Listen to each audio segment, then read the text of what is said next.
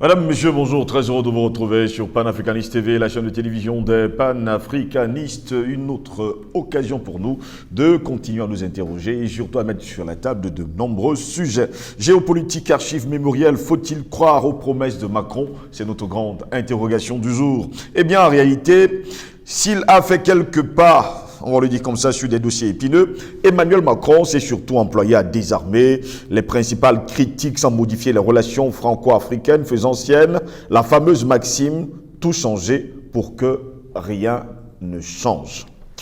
Eh bien, 2 mois avant le premier tour de l'élection présidentielle française, eh bien, les équipes de l'Élysée ont fourni aux journalistes un document dressant le bilan de la politique africaine d'Emmanuel Macron. Ce mémo de 5 pages intitulé « La construction d'un nouveau partenariat avec l'Afrique » se compose de 3 parties. 1.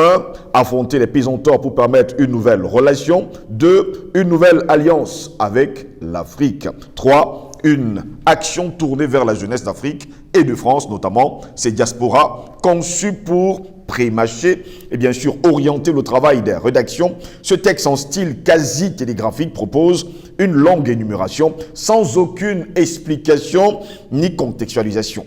Or, c'est entre les lignes que se logent les faux semblants et dans les omissions que se glisse une subtile réécriture de l'histoire. Ça ressemble bel et bien à Emmanuel Macron. Eh bien, mesdames, messieurs d'entre-deux-jeux, le mémo de l'Élysée s'intéresse à un des sujets les plus symptomatiques des relations franco-africaines, le dossier rwandais. Rappelant le travail de la commission présidée par l'historien Vincent Duclerc, mise en place en avril 2019 pour établir, à partir des archives officielles, les responsabilités de la France dans le génocide des Tutsis du Rwanda, c'était en 1994. Alors que les universitaires et des militants travaillent sur ce dossier depuis un quart de siècle et font pression depuis des années pour que la France reconnaisse sa responsabilité, la commission Duclerc confirme certaines accusations portées contre la France dont les responsabilités, note-t-elle, sont lourdes et surtout accablantes. Mais prétextant que les dirigeants français de l'époque n'avaient pas manifesté d'intention d'aider les génocidaires à perpétrer leurs crimes, la commission se fait juge pour disqualifier sans base juridique solide toute accusation de complicité. Mais ce qui nous intéresse au plus haut point, c'est la restitution des œuvres africaines pillées pendant la colonisation, qui est le deuxième dossier abordé par l'Élysée dans son bilan. Après avoir mentionné les engagements pris par Emmanuel Macron lors de son discours de Ouagadougou en novembre 2017, les communicants élyséens évoquent le rapport commandité quelques mois plus tard à l'historienne Bénédicte Savoy et à l'économiste Felwine Sarr. Ce que ne précise pas le mémo élyséen, c'est ce que leur principale revendication a été tout simplement ignorée. Vous comprendrez donc pourquoi. Alors que le rapport Sarr-Savoy, remis en novembre 2018, promeut une ambitieuse réforme du Code de patrimoine afin de rendre possible la restitution définitive des artefacts pillés appartenant désormais au domaine public français et à ce titre légalement inaliénable et inaccessible. Le gouvernement a cédé au lobby anti-restitution. Car, jusqu'à preuve de contraire, là-bas, on demande de ne pas restituer, on va le dire, le patrimoine mémoriel des Africains. Seuls 27 objets ont été restitués conformément à une loi votée en décembre 2020. Tout le monde est au courant de cela.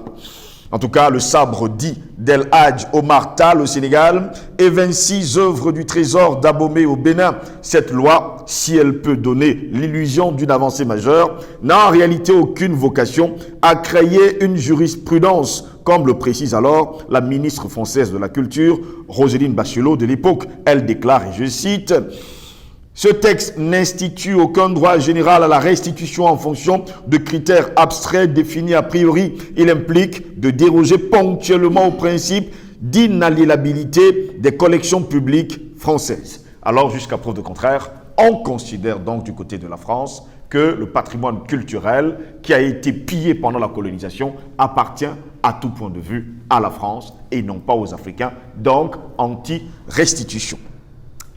Le retour des objets sénégalais et béninois a évidemment été célébré en fanfare et abondamment médiatisé. Édouard Philippe, alors Premier ministre, s'est rendu en personne à Dakar pour remettre au président sénégalais Macky Sall le sabre dit d'El Hadj Omar Tall, bien que celui-ci soit aussi réclamé par le Mali. Jusque-là, on se pose des questions.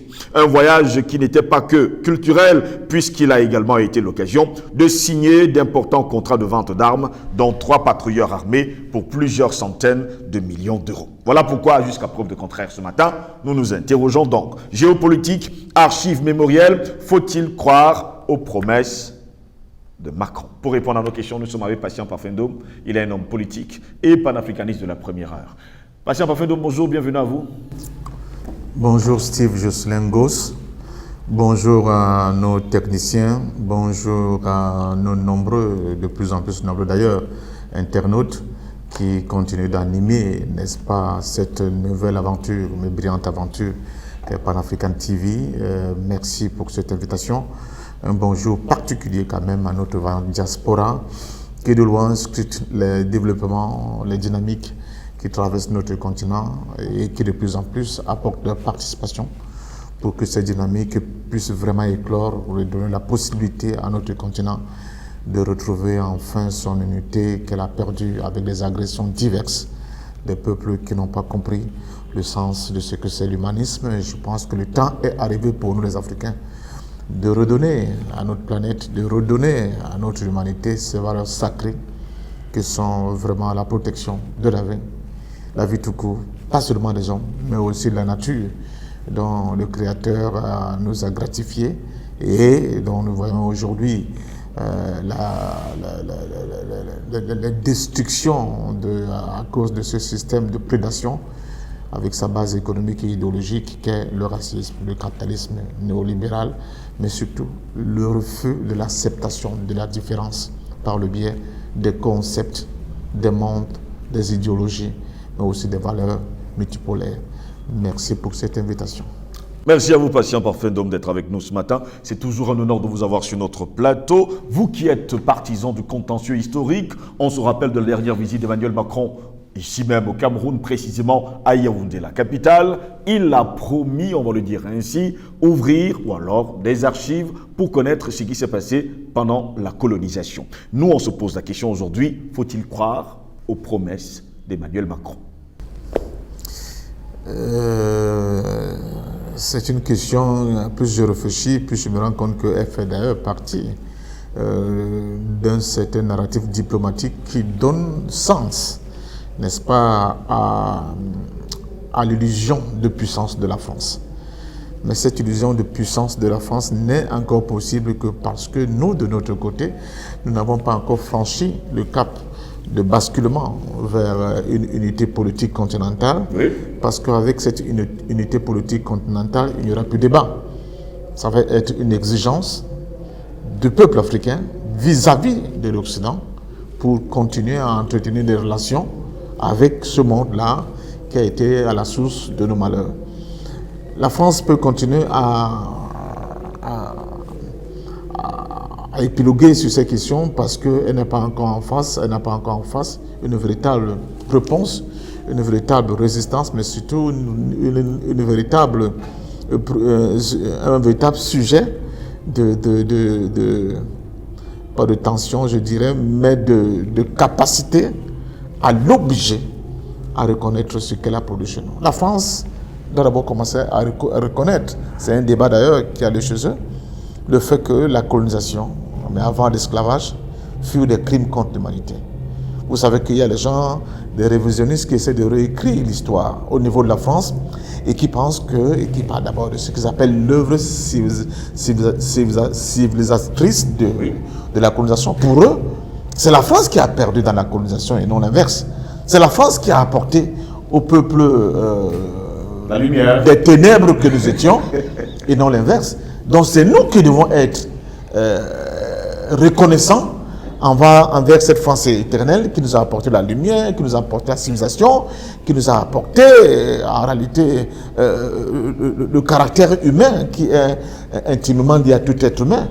Donc, quand vous avez un pays où il y a encore ce type de débat, ce type de discussion, ce n'est pas parce que un blanc-bec comme M. Macron vient chez vous, il fait des petits passages de mots que les Ivoiriens appellent du chocobitage, que vous pouvez croire que quelque chose d'essentiel va s'y produire. Rien ne se produira à partir du moment où la France continue, par le biais de ce type de mécanisme que la consolide dans ce camp qui continue de pratiquer le déni comme mode de raisonnement intellectuel.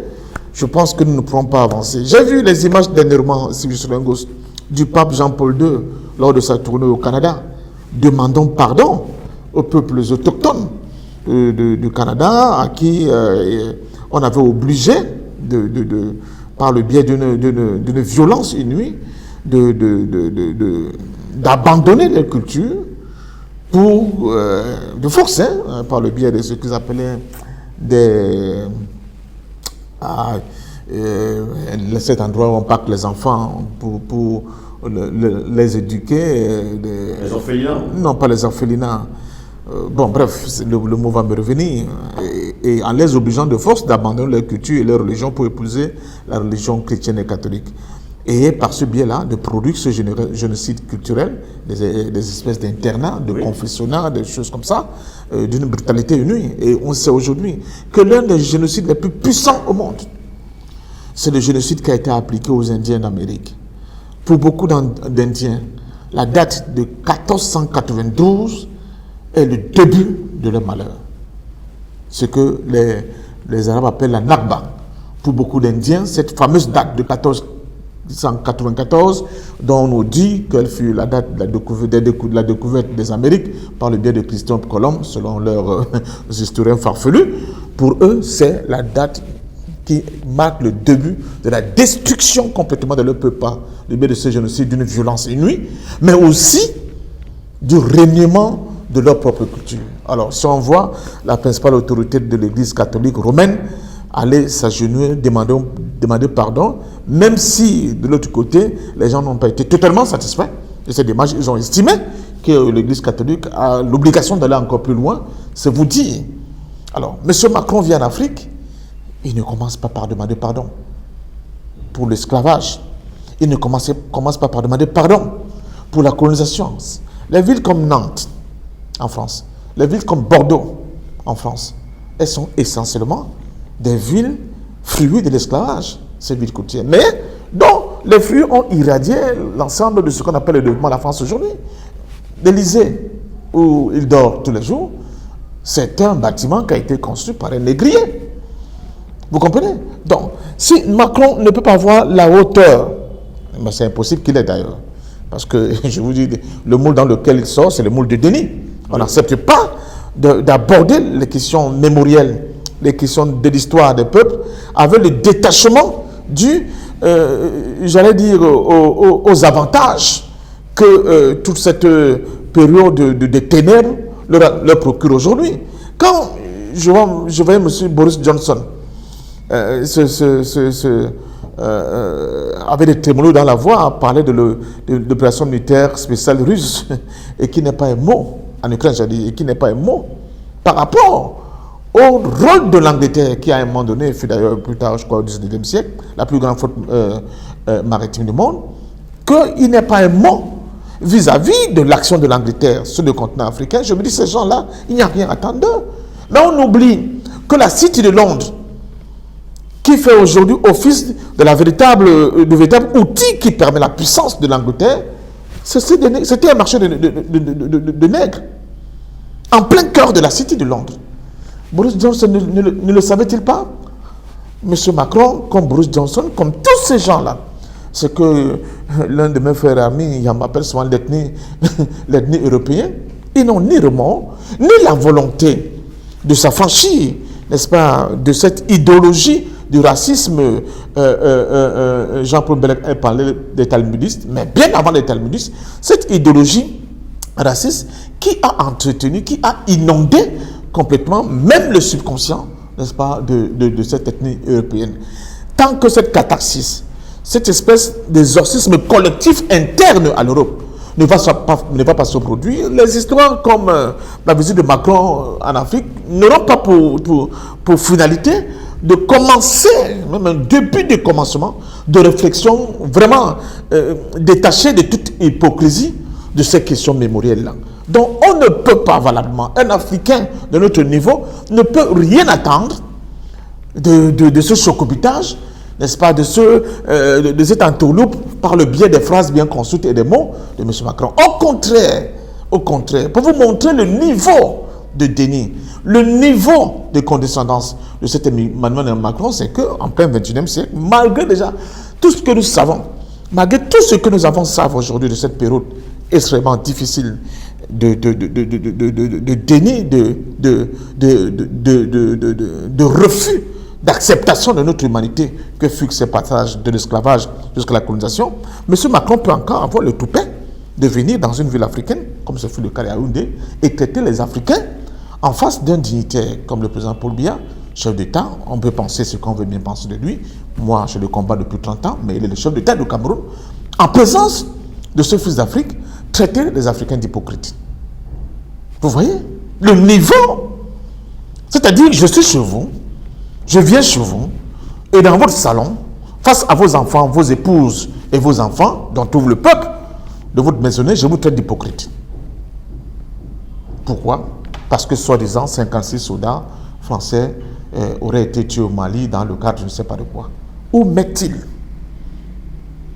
des millions, des milliers de Maliens, des millions de Maliens qui sont morts pour la France depuis la Première Guerre mondiale, les guerres d'Indochine et la Seconde Guerre mondiale? Il les met où? Mais voilà ce Macron. Je ne parle pas du Cameroun parce qu'on en a longtemps parlé de 27 août 1940 et ses conséquences sur le Cameroun que nous avons aujourd'hui. Mais surtout, la manière dont les prédécesseurs de Macron, malgré ce sacrifice des Africains, nous ont retourné l'ascenseur. Le retour d'ascenseur, c'était quoi?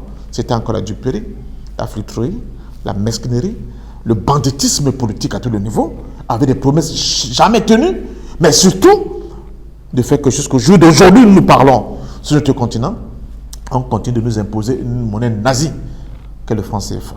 Pourquoi tu te prends de la mémoire? M. Macron ne peut pas avoir le courage de s'attaquer à la question du franc CFA. Pourquoi, sur le plan de la mémoire, M. Macron ne peut pas avoir le courage de s'attaquer aux accords coloniaux? Pourquoi, sur le plan de la mémoire, M. Macron ne peut pas avoir le courage de reconnaître les affres que cette France a commis sur notre continent? Ne parlons pas de la période d'esclavage, je parle de la période coloniale seulement.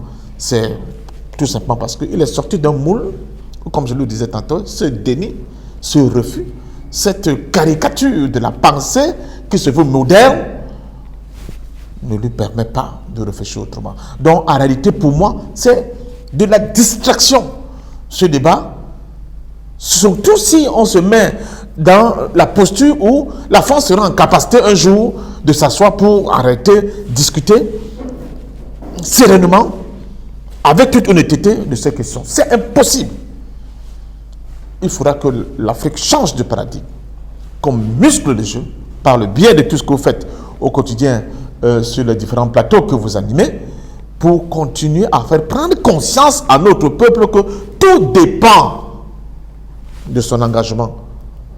Et la finalité de cette affaire-là, c'est qu'on s'organise mieux. Je dis aux Africains, organisons-nous.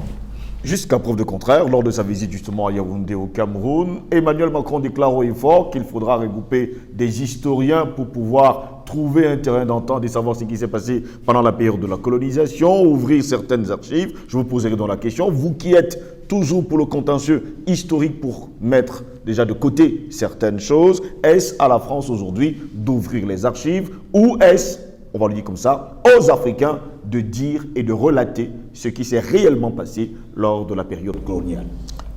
C'est ce que j'ai tenté de vous expliquer en amont de mon intervention. C'est pour dire, de manière consubstantielle, oui, et non pas, la France n'a pas de mémoire programmée pour pouvoir le faire. C'est impossible. Vous demandez au criminel, le criminel vient chez vous, il a assassiné tous vos parents, et vous dites, ok, je vais composer les jurés qui vont trancher cette affaire-là. Bon, je vais voir dans quelle mesure je vais nommer les juges, les greffiers, les avocats. Donc tout ce tribunal-là, quand je vais me constituer, on va voir si en réalité c'est moi qui ai tué votre parent ou bien si c'était seulement des lubies que vous continuez d'entretenir dans votre cerveau. Comment est-ce possible? Ce n'est pas comme ça. Cette démarche-là ne peut aboutir à rien de sérieux. Il n'y a pas de M. Macron. Il ne peut rien faire. Le contentieux historique ne pourra trouver la transformation de l'essai que quand les peuples africains eux-mêmes, j'insiste, nous demandent là chaque jour. Je dis souvent, aucun de nos peuples ne peut se libérer seul. Mais la liberté, ou bien s'affranchir, ou bien retrouver sa souveraineté tout seul, c'est avec cette souveraineté retrouvée que nous n'allons pas demander à Macron, mais nous allons obliger l'Occident et l'Europe de purger cette question de contentieux historique. Ça va pas être une demande. Ça va être c'est-à-dire que la ligne infranchie, c'est-à-dire si il n'obtempère pas, je pèse mes mots, à reconnaître, on n'aura pas de relation avec ces gens-là. Ils ne sont pas les seuls peuples du monde. Mais si on continue à dire on a ramené un sable au Martal, on a ramené 2 masques au Bénin, mais c'est quoi cette histoire-là? Vous-même, vous pensez que est-ce que ça a vraiment cette signification? Je vais aujourd'hui me mettre à ce niveau pour comprendre que en réalité, dans la manière dont cette Europe-là s'est construite, dans la manière dont elle continue de fonctionner, dans la manière dont elle continue de percevoir surtout les peuples africains qui, pour moi, sont le plus grand cauchemar, alors là, elle ne peut pas créer quelque chose, je ne sais pas exactement quoi, qui sort de ce cadre-là et soit dans des dispositions à pouvoir discuter valablement pour la résolution de ce contentieux historique. La résolution du contentieux historique passera d'abord par la prise de conscience des Africains eux-mêmes qui ont été victimes de quelque chose de très grave. C'est le plus grand génocide de tout le temps. Aucun génocide n'est comparable au génocide subi par les Africains. Aucun. Les autres font, excusez-moi le terme, mais ce n'est pas que je nie, mais ce sont des espèces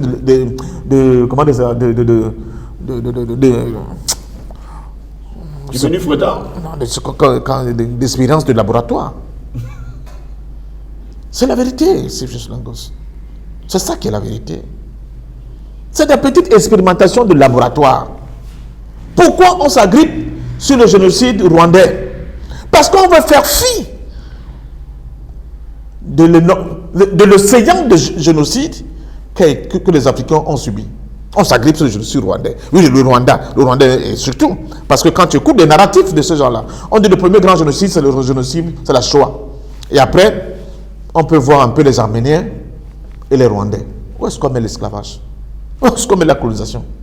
Où est-ce qu'on met le rôle nocif d'un criminel de guerre comme Léopold II? Est-ce que l'Occident a souvent considéré les Africains, les Noirs, comme étant réellement des humains? Mais j'aime le dire, Hitler n'a pas créé la question du racisme. On a essayé, de par l'éducation qu'ils nous ont donnée, de considérer comme le plus grand criminel de tout le temps, le mal ultime, le nazisme. Mais c'est faux. Hitler est né dans une société où baignaient déjà les thèses racistes. Hitler est né dans une société où la grande frange de cette société était déjà acquise aux thèses racistes. Le Gobelins, ils ne sont pas sortis je ne sais pas, de ma mémoire fertile. Ce sont des gens qui ont existé, qui ont écrit des textes. Jean-Paul Mbelek aime parler de Maïmonide, c'est talmudiste. Ils ont écrit des textes qui existent. Demandez aux jeunes Africains d'aller consulter les œuvres de ce genre et voir dans quel espace, dans quel environnement le petit Européen était nourri au biberon du racisme, du fait qu'il était un être supérieur par rapport aux autres êtres du monde, mais précisément par rapport aux Africains. C'est ça qui crée cette réalité augmentée, si on peut la payer comme ça, du racisme occidental vis-à-vis de nous. Donc vous ne pouvez pas, si vous n'avez pas encore inversé le rapport de force, penser qu'un digne représentant de cette culture, comme M. Macron, peut sortir de là et se faire harakiri. Non, il en est incapable lui-même d'ailleurs. Parce qu'il n'y croit pas. Quand vous avez écouté M. Macron, on sait que tout ce que vous dites, c'est vrai, peut-être que nous avons commis une part de ces exactions, mais les autres aussi, c'était vous-même. Hein?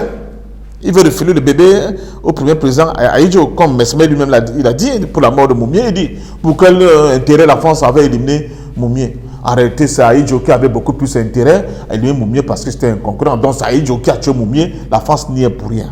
Merde. Et on oublie ce que c'était la main rouge, le SDES. On oublie William Betchel. On oublie. On fait. C'est complètement le blackout total sur cette organisation criminelle. C'est pour ça que je suis très fier de l'attitude de l'Algérie. Chaque fois que la France essaie de remettre en question cette question, n'est-ce pas, de la réalité mémorielle qui existe, l'Algérie monte au créneau et prend des décisions terribles. Donc, vous ne pouvez pas venir, comme l'a fait Macron, c'est d'ailleurs l'objet des tensions qui ont opposé l'Algérie à la France, au point où l'Algérie a décidé d'interdire son espace aérien aux avions français. C'est-à-dire que vous venez, vous baratiner un peu les autorités à Genève, dire que oui, vraiment, il y a une guerre qui s'est passée chez vous, la France reconnaît un peu que vraiment cette guerre-là était une guerre coloniale, machin. Les Algériens ont l'impression qu'ils sont en face de quelqu'un qui commence à comprendre. Vous retournez chez vous à Paris, et à Paris, vous commencez à célébrer les harkis. Je dis, mon cher ami, tu ne prends pas de con ou quoi? C'est ça. Le double langage. Oui.